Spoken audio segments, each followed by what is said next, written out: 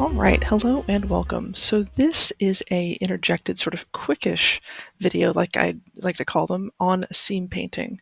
So you may notice in my longer videos, the one like I did on the fast and loose method of going from a high poly to low poly, which is this is interjected into, that I don't cover seam painting. But seam painting is some people consider best practice, so let's talk a little bit about it. So I want to talk about what seam painting is and why we do it, where to put seams, what are the methods of doing it, and then you can kind of decide for yourself if the juice is worth the squeeze. So, what is seam painting? So, seam painting basically is us telling Blender where we want it to put the cuts in the model. So, if you remember and if you're aware, when we do UV editing and we go and we look at our sort of smart UV unwrap, which works really well, and that's why I sort of say just if you don't know, just smart UV project your unwrap and you'll get something that works. Blender's great like that, but it's all in pieces, and not all of these pieces make sense. So if you remember, UV unwrapping is sort of like taking the model and it just cuts along it and picks some ways to cut it apart to where it'll all lay down flat and you can paint it. And so it knows where to put normal maps, things like that. So seam painting is just telling Blender where to draw those lines. So why do we do seam painting? Seam painting is helpful long term if you are doing texture painting and you're noticing a lot of oddities, because anywhere there's a seam in your UV map, you can get color bleed over, you can get some sort of oddities that occur. Sometimes they can look a little chunky in the light depending on how your normal map came out. It also allows, seam painting also allows for an easier some texture painting techniques that allow you to like swap out colors very easily, apply decals. So you can be like, okay, I just want to take this piece, and then you can take it and just grab all of that piece and treat it separately through masking techniques. So I kind of skip discussing it because it's not 100% necessary to get a good model and to get a good texture paint, but I do want to cover it because it is useful and it helps with masking tremendously. And it's not that hard to do. It's just, it can be tedious. And if you just want to get through it and not get bogged down, it's a step you can skip. All right. So now that I've talked about what it is and why, where? So when we're looking at a mesh and we're putting down seams, seams traditionally go in what we call breaks in material. So if I'm looking for a break in the material, I know that I might want to put a seam along, say, the bridle. I might want to put a seam along like this line in the neck that gets broken up by the bridle, along the saddle, along some of these pieces. Anything that really represents a change in the material of the model. Now, what if your model doesn't have any of these changes? Well, then you got to think about it a little bit more like fabric. So let's take this crotalus neck, for example. If we don't put any seams in the neck, it's a tube. And the tube, when laid out flat, Blender won't know the best way to do that. So it's going to just scrunch it in a way that makes it very difficult to paint. So you have to put a seam on it somewhere. And so you want to choose a place that is not conspicuous, or a place that you know the color will be even on, or things like that. So in this particular model, I'll probably put it in two places along the front to sort of mark off, let me just get out of that, sort of mark off where this sort of visual seam is on the model. If you don't have something like that, then you just got to go with your best guess. Think about if you've ever seen video game texture sort of laid out flat. Quite frankly, like a video game texture of a tiger oftentimes will just look like a tiger rug laying out in digital space, because they've drawn the seams along the base of the animal and along the inside of the arms and legs. So that's one way to think about it when you're breaking it up. That said, there are no absolute, this is the only place to put your seam on your model practices. It'll really change depending on your model and sort of what your paint goals are. If you put it in too few pieces, you'll lose a lot of space to work. If you put it into too many pieces, then you don't gain as much. So put them in the most logical spots and just sort of, there's a little bit of an art to get it how you want it. So now let's talk about how to do seams. So I'm going to go back into layout mode. And from layout mode, I want to look at this guy just in the regular space. If you're looking at it in a material space because you've gone further along and have textures and things, you can look at it that way, but not for what we're doing now. So I'm going to go back into the solid view, and I'm going to take off my shade smooth, and we're going to go back to shade flat. Oh, gotta click the model, shade flat. This way I can see all of those beautiful polygons in all of their glory, because the polygons are going to help me know where to put seams. So from here, I'll go to edit mode. Now, in edit mode, things to keep in mind when you're seam painting are these controls.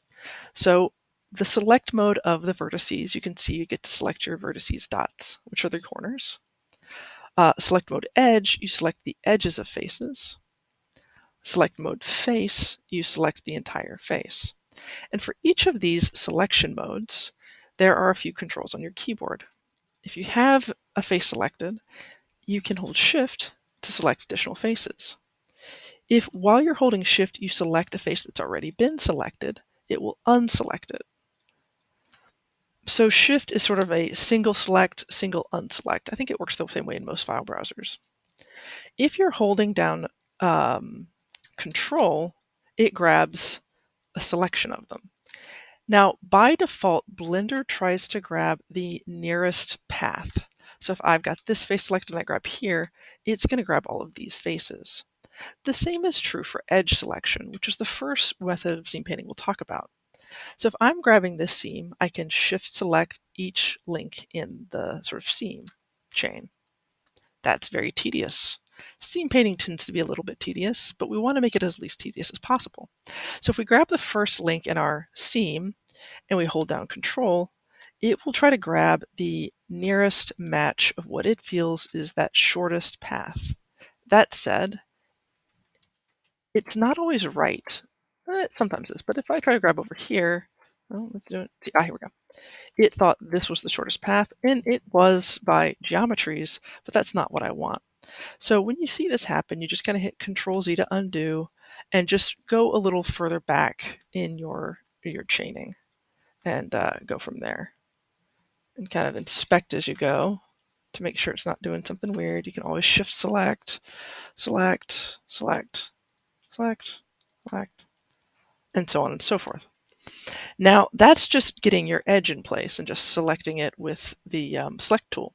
To make it a seam, we are going to right click the space, just somewhere on the free space, and we're going to hit M on our keyboard to mark the seam. So M is mark seam. We can also just go down to it here and hit mark seam, but it's a bit quicker when you've got something you want to just hit an M.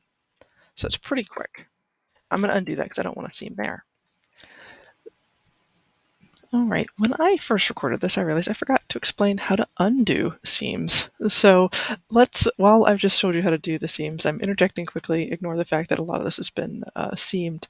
And we're just talking about how do you undo that. So if you have a single edge marked that you just want to get rid of, you can click on it, right click the space, and you can click clear seam. This also has a shortcut, which is the A. So if I have a single seam selected that's been marked, I can then hit A. So it's right click to mark, and then right click A to unmark. Now, this does not work if you have multiple seams selected. So if this has all been marked and I want to clear them all, I can't just, I can't just grab them all and then hit that in A, because it actually ends up pulling up a different shortcut, and it's not a shortcut we want. This is edge creasing. So we're going to undo that. So if we have a group selection, we do have to actually go through the menu, and so we hit the right click on the mouse and then all the way down and just select clear seam. And there you go. So that's how you would get rid of seams that you don't want. Now, you're thinking, wow, this is going to take a while. And you're right. You might also be thinking, wow, it's really hard to see what you have selected when you're just doing edge select, because it's not as bright and bold as maybe it could be. So let's talk about a second method of seam painting, and some people like this method better, and it just depends. The second method of seam painting is with face select. So with face select, this just requires an extra step, but let's say I'm going to switch over to a different select method. So rectangle select box is great if you're just grabbing one at a time. If you want to kind of paint with it, go to your select circle. So that's your third option down under your selection tools. And you can just kind of hold down your mouse and drag over an area. And it's just like you're painting with your select tool. So once again, I can hold down shift to add more to what I'm painting. Hold down shift to add more to what I'm painting. And if I get a little overpaint, I'll just hold down, what is that keybind? Yep, hold down shift, grab, down shift.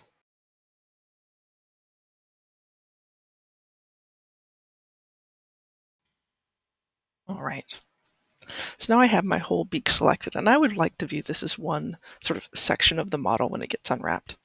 So now what I can do, now I can go into select mode and go to select, and it's under select loops, select boundary loop. And now what it's done is it selected the most outer loop of that set of faces. I can just right click, hit M to mark seam. And now I've got that whole area marked as a seam. And we're back. So rather than have you watch me do all the seam painting, because it does take some time and this is meant to be a quickish video, I did all the seam painting and just am rejoining you like I've taken this out of my Easy Bake Oven. So now that we have our seams painted, we'll notice that when we do our UV unwrap, now let's not look over here because I actually did this earlier, that we go here, UV, we don't do Smart UV Project. If we do Smart UV Project, we end up with our original-ish UV map. We don't want that. We want our new one because we took the time to seam paint. So instead, we're going to hit A on our keyboard and we're going to UV in just regular old-fashioned UV unwrap. Now we can see that with our seam painting, our different sections follow along those logical lines that we had drawn. So like this big chunk over here is the tail, this is the top of the tail, these are part of the straps. I can't name all these things at the top of the head. You can see where the eye holes are. It's probably part of the thigh and so on and so forth. So we see we have much larger masses that follow logical patterns. You'll also see you have a few options here, such as fill holes, correct aspect. You can play with these to get what you like. Fill holes actually refers to how it's arranging things on this space. So for example, it might, in this case, increase the size of a piece just to make the best use of the space. Fun story, you can also choose to do that yourself. So if I go here and I select a part, I could take it and I can actually just go ahead, I can resize it, I can rotate it. I did some of this in my other video where I talked about um, how to do like little standee models in Tailweaver. But just note, you have a lot of freedom here, and you can, if you're really particular, you can decide how you want it. Otherwise, the defaults work just fine. It's trying to maximize the use of the space so that everything gets its best time to shine. Now that we've got this, another thing to show you is that when we're working in other parts of Blender, you'll notice we can select linked. Now I'm kind of jumping right into that, but what this means is that if you're in texture painting or things like that, you can grab a section of your model now that you have seams and hit Control L. Control L will select every face that is part of that piece of the model up to the seams, and we can see that over here as well. So when we're texture painting, we can just paint little sections based off of where our seams are, which is super handy.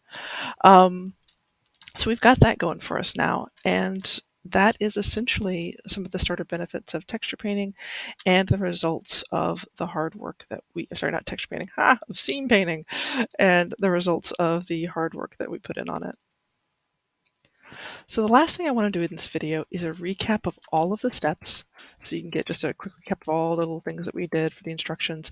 And then I'm going to add on a little section on the problems. This model has some problems with undermeshing, not undermeshing in the sense of video game cheating, but it has issues where there is little pieces of mesh underneath the model that don't contribute to any part of the model's form. So when seam painting, those can cause some troubles because the seam will start running along them or not. They have to be kind of blocked off. I'll talk about how to handle that because chances are if you're getting models that you didn't make, or maybe you did and you weren't thinking about it at the time, that you'll have these things that come up. They're kind of tedious to fix, so I'm throwing it at the end of the video so people can jump out after the recap. But if you're interested in seeing how I solve those problems, in case you encounter them, then just hang on and we'll talk about that at the end. But just to recap everything we've done. So if we're recapping, let me just go into regular edit mode. When we're painting seams, we can paint seams directly on in edit mode by having edge select on. If you got select box, that's good. Take a seam and shift select to add. Clicking the same with shift will subtract those lines. They don't have to be in a row. If you have a line selected and you hold down control and select, it will try to determine what the shortest path is to select ones that are in a linked fashion. To undo that, once again, you can control Z, or if you are feeling frisky, you can try to click back up the chain and it'll unselect the shortest path, but that doesn't work perfectly well. So my recommendation is if you grab the wrong thing, you may just have to control Z back a bit and go forward again. You can also select areas with faces. So when I have faces selected, I'll switch over to my select circle, which then acts like a brush to select a group of faces. With a group of faces selected, I can then go to select loops, select boundary loop. And then with that, I can go to right click anywhere on the surface and hit M to mark the seam. So how do I get rid of seams? So getting rid of seams, so if I've got that, I mark the loop. There, we've got some seams we don't want. To get rid of seams we don't want, we can select a single seam, right click and hit A, and that will be the shortcut for unselecting it. This shortcut does not work if you're selecting multiple seams. It brings up the edge crease option, so that won't work for you. Instead, you'll want to grab your seams, right click, and just mouse down all the way to clear seam. It just won't be able to be used by a shortcut, but you can still find it in the menus. All right, so now that the recap's done, those of you who want to sit down and see what these problems area are, let's wrap. So problem areas include this sort of weird space under here, which you can see I put a lot of seams on. Let me explain why. Areas such as here underneath my crudelu where I've got these free spaces that cut through the object, and definitely these areas around where the stirrups are, because these stirrups are half hanging in space, half not, and it makes for very complex seam painting. So to see how I solved this, we're going to go inside the model. And inside the model, you'll notice that these have been completely seamed out. What I've done is when I have extra, what I'm calling sort of non-useful geometries inside that don't really contribute to the model in any way, I can either get an edge split on them and just separate them away from the model, and then I can grab the whole section. So what I mean by this is if I have a section, so let's just grab a bunch of seams here and pretend that this is all a problem area that I haven't dealt with yet. So I'm going to clear the seams. So let's say this section is a problem area.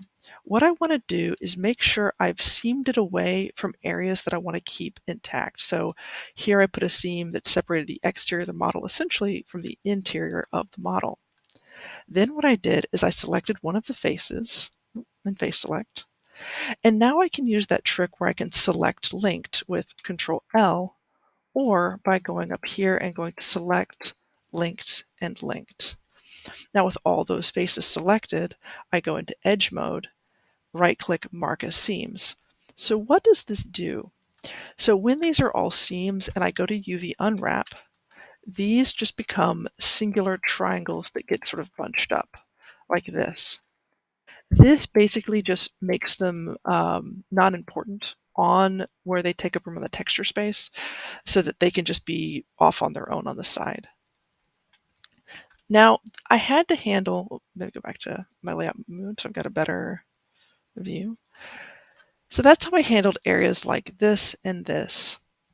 The areas here at the bottom, I wasn't as worried about. They're not very big. So I just sort of let them, I cut them off from the main bulk of my model and then just cut a seam down them. So these basically act like small cylinders with a little seam line in them, but they're not causing me any troubles, so I'm not too worried. In the case of the space here, I couldn't really cut along it perfectly. I had to cut in, and so in this case, I chose to keep some of the faces that bled into that sort of non-useful part, just that way I wouldn't have to cut into the spots that we'd be seeing. The final trick in doing this cleanup was this messy area with the stirrups. Um, I did not do this from the inside because it's really messy. I did this from the outside. And so what I did is I tried to isolate these areas as best I could. So if I knew that, say, for example, if I go back to here at my edge select, I needed this seam to meet somewhere up here, I just control clicked and hoped for the best and made a seam. Now I hit a different square that time before it went that route versus that one.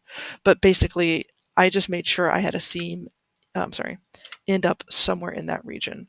That way I know there's at least a line separating out this from this. Now, there's just not a lot of room to turn your camera around and get into the details of this space. So what I did instead is I went into face select mode. I grabbed a few faces on part of it, and I used an additive grab, so control plus on my numpad, or if you go here, it's select more or less, select more. This may have a different shortcut for you. So if you go to select more or less, select more, it may have something different. For me, it's my numpad. So you see, I'm grabbing much more than I need, but when I'm hitting that select plus, it's grabbing parts behind this that I can't otherwise see very well. So then I'm going to go back to my circle select and remove things that I know I don't want included. So basically what I've done is I said, hey, Blender, grab me some edges that are, grab me the faces that are connected to these faces. And I'm not going to be real picky about what I ask you to grab, but you'll grab some things. And then I'll let you know what I didn't want you to grab is basically what's happening here. So I'm going to go in, and I could be a little more free with what I let Blender keep, but I want to make sure I'm not putting seams on parts of my model that I obviously don't want seams on.